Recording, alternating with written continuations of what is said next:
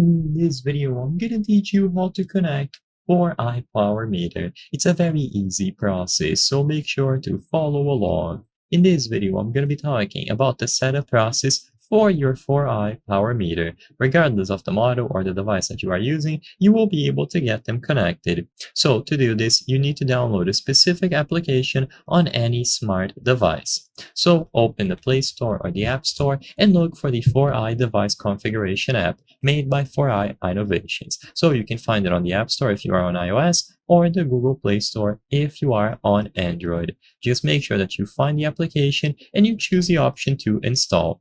Once you download this app, you will see a sign up screen and then you can sign into an account to start using it. Now, usually spin your crank 3 to 4 times. So keep spinning it and this will wake up your device. By spinning it, it is going to wake up your power meters. And now inside of the app, choose the add device option. Make sure that you have spun your power meter recently. And when you choose the add device option, it is going to begin a Bluetooth scan. Once the Bluetooth scan is complete, it should find the cycling power meter that you have cranked 4 times. And then once you choose it from the list, make sure that it is selected like this. You will be able to choose the option to add it to your app.